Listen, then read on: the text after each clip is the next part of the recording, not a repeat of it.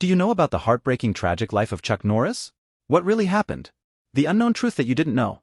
Chuck Norris's tears cure cancer, the joke starts. It's too bad he's never cried.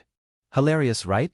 Everyone has heard those over-the-top Chuck Norris jokes that really give no choice but to chuckle along with at least a few of them. It's probably the Chuck Norris vibes. And, according to an interview he did with Black Belt, he does cry. He apparently cried at the episode of A Walker, Texas Ranger that featured a very young Haley Joel Osment as a boy with AIDS. Also important to him? The episodes that dip into spirituality, and by spirituality, he definitely means Christianity. It's clear that he relies on his faith for a lot. It's allowed him to get through some pretty dark times, and that means that what us mere mortals might consider a tragedy, for him, he doesn't necessarily see it that way. Take the story of Michael Maggia, a 5-year-old boy Norris met through Make-A-Wish. He died of leukemia a few years after Norris met him, and tragic? Absolutely, but Norris looked at it a different way. In his autobiography, Against All Odds, My Story, he wrote that Maggia's death inspired him to be a better person, commit fully to his faith, and continue to work with Make-A-Wish. Tragedy can turn to inspiration, so what has Norris struggled with? Chuck Norris grew up in the shadow of his war veteran, alcoholic father. Just a few months after Chuck Norris's younger brother, Wieland, was born, their father was drafted into World War II. In his memoir, Against All Odds, My Story, Norris recounted his family getting one of the worst messages imaginable. Ray Norris was MIA.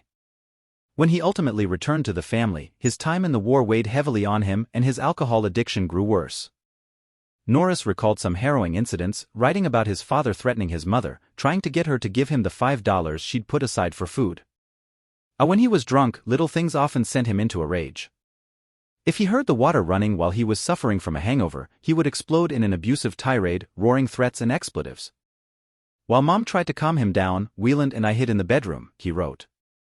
He reflected on the role models he had growing up, saying that they were the cowboys he saw on the big screen, on the days when he had an extra dime and could afford to go there, that is. Even as he lauded his mother for her strength, he also wrote about how trying it was to grow up with a father caught in a vicious cycle of drinking, abuse, and apologies never followed through on. My father was a negative role model, the kinds of person I didn't want to be, a bad example to be avoided. He carried major guilt over an affair and a daughter he didn't know about. Chuck Norris's first marriage ended in divorce, and he wrote in his memoir, Against All Odds, My Story, that he was absolutely devastated. Divorce was a shock to my system, he wrote.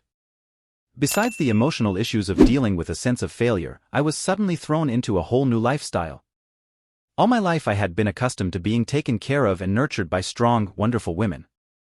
His entire life changed when he got a letter in the mail from Diana DeScioli, and she was writing to tell him that she was his daughter. Her mother, Johanna, had a short-term fling with the then-married Norris when he was in the military, and Norris stresses that he never actually told her that he was married. She later discouraged her daughter from reaching out to him, saying it would ruin his marriage, but with the news of his divorce, she reached out. Norris said that he knew he was her father as soon as he saw her, and that he struggled with what he'd done. His faith had taught that extramarital affairs were a definite sin, and not only did he feel the weight of the sin, but also guilt over not being there for his daughter and her mother. He recalled asking Johanna for her forgiveness, and said even though he ultimately went on to recognize his extended family as a blessing, he continued to regret all those lost years. Lee Atwater's death hit him very, very hard. According to what Norris wrote in his memoir, Against All Odds, My Story, Lee Atwater had recognized him as not only a conservative Republican, but someone who could give Bush a little bit of a tough guy image. Norris ended up making scores of appearances in support of Bush, and wrote that along the way he and Atwater developed an earnest friendship. Atwater had been in politics for a long time by then. He made a name for himself when he helped secure a presidential nomination for Ronald Reagan years earlier. When he passed away in 1991, he was just 40 years old. He had collapsed while giving a speech, was diagnosed with an inoperable brain tumor, and died shortly afterward. In the weeks before his death, Atwater was hospitalized, his appearance drastically changed by the toll his illness was taking.